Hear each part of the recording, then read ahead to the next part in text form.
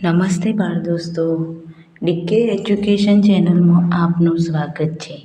આજે આપણે ધોરણ 8ની સ્વ અધ્યયન પોથીના ભાગ 2માં ગુજરાતી વિષયમાં પાઠ 3 ગઢની રડ છોડોનું સોલ્યુશન જોઈશું.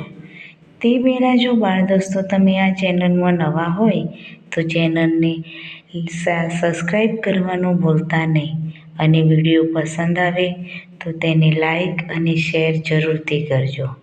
તો ચાલો સોલ્યુશન જોઈએ. પ્રશ્ન 1. પાઠના આધારે આપેલા શબ્દોના અર્થ લખો. તો પહેલો શબ્દ આપ્યો છે શૌર્ય, તો એનો અર્થ થશે પરાક્રમ. બીજો પ્રબળ તો તીવ્ર, ઉચાટ તો ચિંતા, ઝરૂખો તો બારી બહારનો બાંધકામ, તારલિયા તો તારાઓ, પરજા તો પ્રજા, કતાર તો હાર, સફળતા તો એનો શબ્દ થશે કામયાબી, રડ તો જીદ, હાવજડી તો સિંહણ, નીંદર તો નિંદ્રા. હવે પ્રશ્ન 2. આપેલા વાક્યનો ભાવ પાઠના આધારે લખો. પહેલું આપ્યું છે અસલ જામનગરી બાંધણીની છાપ ઉપસાવી રહી છે, તો એનો ભાવ થશે સૌંદર્યનો ભાવ. બીજું છે હાવજડી જેવું કામ કર્યું એ, તો જવાબ થશે બહાદુરીનો ભાવ. ત્રીજું છે વિશ્વાસને સહારે એ ફરી નીંદર ભેળા થાય છે, તો વિશ્વાસનો ભાવ. ચોથું છે દાબમાં રહેવું પડતું હોય એમ લાગે એ મને મારી ચંત્યા નથી, તો ચિંતાનો ભાવ. પાંચમું આ ધરતીમાંનો ખોળો અમે પણ ખૂંદ્યો છે, તો પ્રેમ અને વહાલનો ભાવ. છઠ્ઠું ડાયરો વિખરાયો ત્યારે ચણો જાણે હળવો ફૂલ હતો, ચિંતામુક્ત થવાનો ભાવ. પ્રશ્ન 3.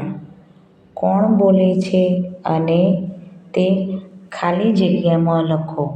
તો જગદંબાઓ તમારા લીધે મલક ઉજવો છે અને આજે તમે હાજી હાવજડી જેવું કામ કર્યું એ, તો એ રાણા બોલે છે. ભાઈઓ, આપણા વાવના રાજમાંથી કોઈ મોટી આફત નથી, પણ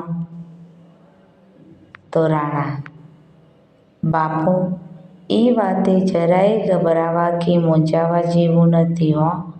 અમે બેઠા છીએ ઘરા સરદારો. બાપુ તમારો ગઢ તૈયાર છે, જોવા માટે સીમાડે પધારો, તો રાજકવિ. પ્રશ્ન 4. વાર્તાની ઘટના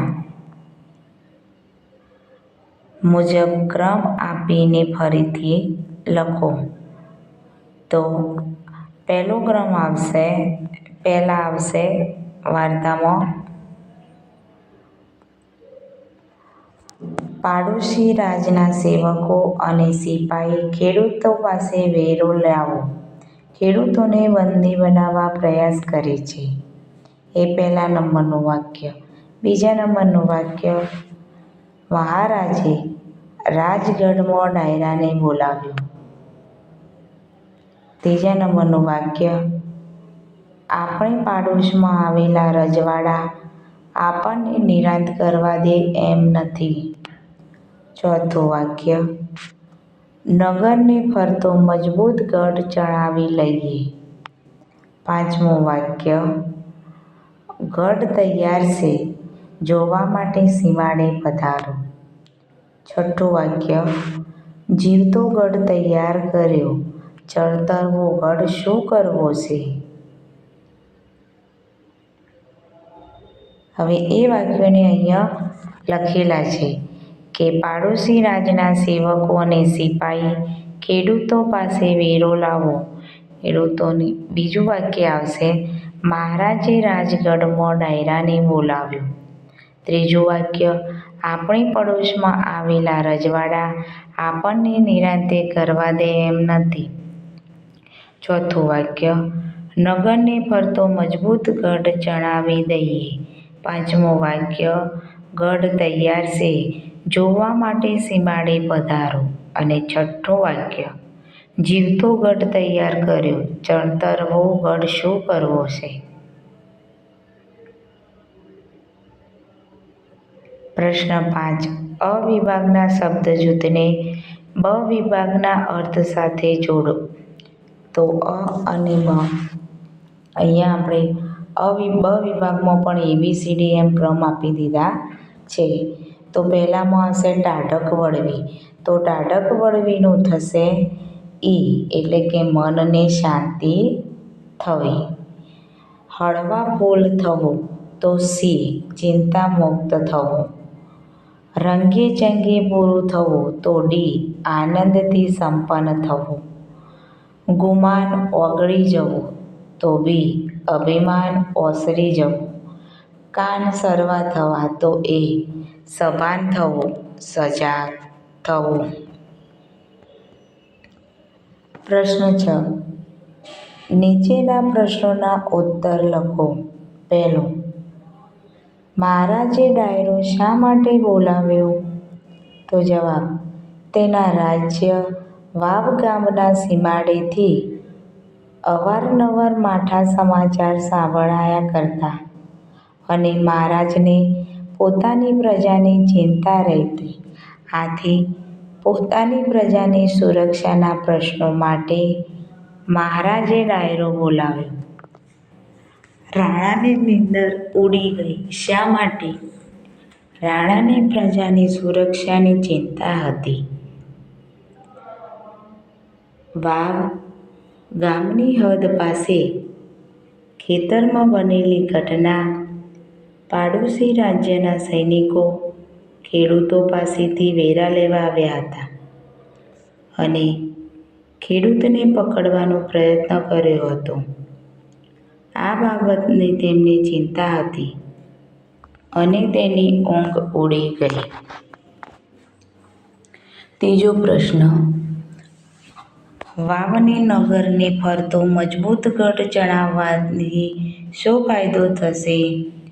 તો વાવને ફરતે મજબૂત ગઢ ચણાવવાથી દુશ્મનો વાવનગરમાં પ્રવેશી નહીં શકે અને સિંગના ઊંટ લઈને આવતા લૂંટારાઓથી પણ રક્ષણ થશે. આવો ફાયદો થશે. ગામ લોકો શા માટે એકબીજાના હાથમાં હાથ પરોવીને ઊભા હતા? તો ગામ લોકો રાણા માટે જીવતો ગઢ બનાવવા માટે એકબીજાના હાથમાં હાથ પરોવીને ઊભા રહ્યા અને પછી રાણાને કીધું કે લો રાણા, તમારો જીવતો ગઢ તૈયાર છે. પાંચમો, કતારમાં ઊભેલા સઘળા શૂરવીરોને જોઈને રાણો શું વિચારે છે? રાણો વિચારે છે કે આ ગઢમાં દુશ્મનો તો શું, દુશ્મનોનું ચકલું ન ફરકી શકે. આ શૂરવીરોના રણનાદને સાંભળીને શાયદ આસપાસના રજવાડાઓનું ગુમાન ભાંગી જશે. છઠ્ઠો, ગઢની રડ છોડો એકમમાં ગઢ કઈ રીતે તૈયાર થયો? તો ગઢની રડ છોડો એકમમાં રાજ્યની પ્રજાએ એકબીજાના હાથમાં હાથ પરોવીને જીવંત ગઢ બનાવ્યો. રાણા આ ગઢ જોઈને ચિંતામુક્ત થયા. પ્રશ્ન 7. આપેલ ફકરામાં લીટી દોરેલ શબ્દના સ્થાને તમારી સ્થાનિક ભાષામાં ઉપયોગ થતા શબ્દ મૂકીને ફકરો ફરીથી લખો. તો પહેલું વાક્ય છે કે આપણી પડોશમાં આવેલા રજવાડા આપણને નિરાંત કરવા દે એમ નથી. તો નિરાંતની જગ્યાએ શાંતિ લેવા દે એમ નથી. તો તો અહીંયા નીચે ફકરો લખેલો છે કે આપણી પડોશમાં આવેલા રજવાડા આપણને શાંતિ લેવા દે એમ નથી. રોજ રોજ સેમોમાંથી કાંક ને કાંક ખરાબ વાતો આવતી રહેશે. અમને તમારા બધા ઉપર પૂરો વિશ્વાસ છે. આ બધું ઠીક તોય આપણે જાણે કે એમના દબાણમાં રહેવું પડતું હોય એમ લાગે છે. મને મારી ચિંતા નથી, પણ રાજ્યની પ્રજાની ચિંતા કરવી જ પડે ને. તમારી શાળાના પુસ્તકાલયમાંથી લોકકથાનું પુસ્તક મેળવીને વાંચી તે પુસ્તક વિશે 10-15 વાક્યોમાં લખો. તો મેં શાળાના પુસ્તકાલયમાંથી ઝવેરચંદ મેઘાણીનું સૌરાષ્ટ્રની રસધારા પુસ્તક મેળવીને વાંચ્યું. આ પુસ્તકમાં સૌરાષ્ટ્રની ધરતી પર બનેલી લોકકથાઓ, દુઃખદ ગાથાઓ અને પૌરાણિક પ્રસંગો રજૂ કરાયા છે. મેઘાણીજીએ ગામે ફરીને લોકોને મળીને આ કથાઓ એકઠી કરી છે. આ પુસ્તકમાં પરાક્રમ, વફાદારી, પ્રેમ, ત્યાગ અને નૈતિક મૂલ્યોનું ઉત્તમ ચિત્રણ છે. મેઘાણીજીની ભાષા સરળ, સુગમ અને લોકોના બોલચાલ જેવી છે, જે વાંચનારને જકડી રાખે છે. આ પુસ્તકમાં ઘણા લોકગીતો, વાર્તાલાપ અને પૃષ્ઠભૂમિનું વિસ્તૃત વર્ણન છે. આમ, સૌરાષ્ટ્રની રસધારા ગુજરાતી સાહિત્યમાં એક અમૂલ્ય સંકલન છે જે આજે પણ લોકપ્રિય છે. પ્રશ્ન 9. આપેલો સંવાદ પૂર્ણ કરો. મહારાજ કહે, આ ટેકરી પર ગઢ બનાવવો છે જે આપણું રક્ષણ કરશે. તમારો સહયોગ મળશે? પ્રજા: મહારાજ, ગઢ જરૂરી છે, પણ તેના નિર્માણમાં ઘણો સમય અને ધન લાગશે.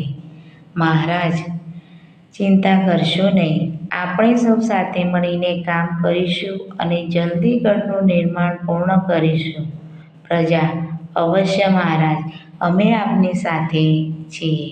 બાળ દોસ્તો, જો વિડીયો પસંદ આવ્યો હોય તો એને શેર કરવાનું અને સબસ્ક્રાઈબ કરવાનું ભૂલતા નહીં. નમસ્તે.